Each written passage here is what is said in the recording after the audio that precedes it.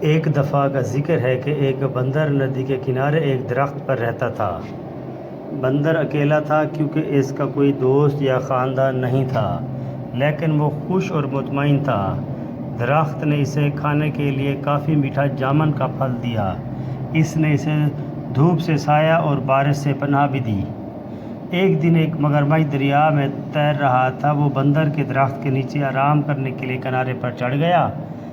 Hello, بندر نے پکارا، جو ایک دوستانہ برتاؤ کرنے والا جانور تھا۔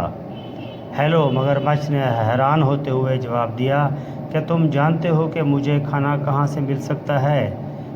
اس نے پوچھا، میں نے سارا دن کچھ نہیں کھایا اور میں بھوکا ہوں۔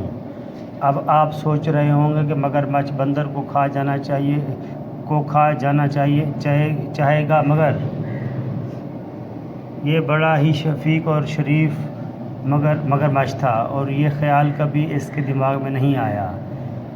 میرے درخت میں بہت پھل ہیں، کہ آپ کچھ کھانا چاہیں گے؟ بندر نے کہا، جو خود بھی بہت مہربان تھا۔ اس نے جامن کا کچھ پھل مگرمچھ کی طرف نیچے پھینک دیا۔ مگرمچھ اتنا بھوکا تھا کہ اس نے تمام جامن کھا لیا۔ حالانکہ مگرمچھ عام طور پر پھل نہیں کھاتے تھے، اسے میٹھا میٹھا پھل بہت پسند تھا اور گلابی گودے نے اس کی زبان کو جامنی بنا دیا۔ جب مگرمچھ اپنی مرضی کے مطابق کھا چکا تھا تو بندر نے کہا، جب بھی آپ مزید پھل چاہیں واپس آ جائیں۔ جلد ہی مگرمچھ ہر روز بندر کے پاس آتا تھا۔ دونوں جانور اچھے دوست بن گئے۔ وہ باتیں کرتے، ایک دوسرے کو کہانیاں سناتے اور بہت سے میٹھے جامن ایک ساتھ کھاتے۔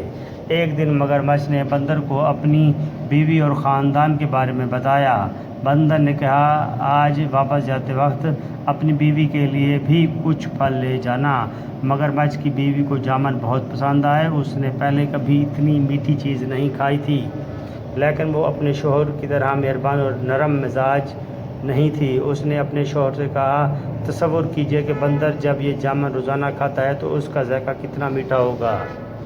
مہربان مگرمچھ نے اپنی بیوی کو سمجھانے کی کوشش کی کہ وہ بندر کو نہیں کھا سکتا، وہ میرا سب سے اچھا دوست ہے۔ اس نے کہا، مگرمچھ کی لالچی بیوی نے نہ سنتی۔ اپنے شوہر سے وہ کام کروانے کے لیے جو وہ چاہتی تھی، اس نے بیمار ہونے کا بہانہ بنایا۔ میں مر رہی ہوں اور صرف ایک پیارے بندر کا دل ہی مجھے ٹھیک کر سکتا ہے۔ اس نے اپنے شوہر کو پکارا، اگر تم مجھ سے محبت کرتے ہو تو تم اپنے دوست بندر کو پکڑو گے اور مجھے اس کا دل کھانے دو گے۔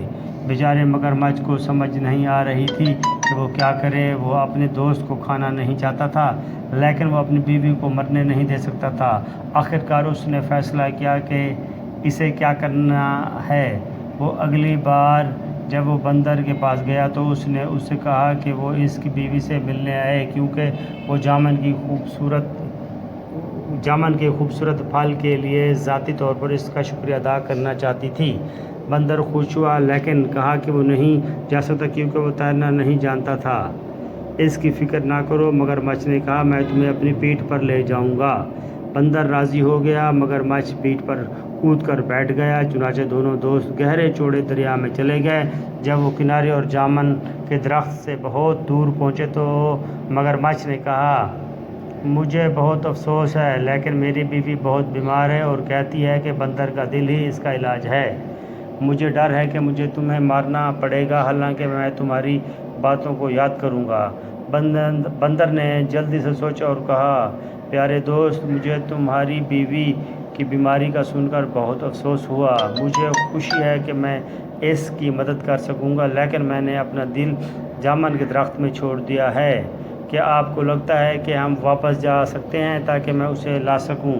مگرمچھ نے بندر کی بات مان لی۔ وہ مڑا اور تیزی سے تیر کر جامن کے درخت کی طرف گیا۔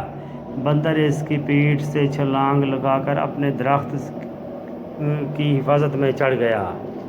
میں نے سوچا کہ آپ میرے دوست ہیں، اس نے پکارا، کیا تم نہیں جانتے کہ ہم اپنے دل کو اپنے اندر رکھتے ہیں؟ میں پھر کبھی تم پر بھروسہ نہیں کروں گا اور نہ ہی تمہیں اپنے درخت کا پھل دوں گا۔ چلے جاؤ اور واپس نہ آنا۔ مگرمچھ نے اپنے آپ کو بہت ہی بے وقوف محسوس کیا۔ اس نے ایک دوست اور اچھے میٹھے پھل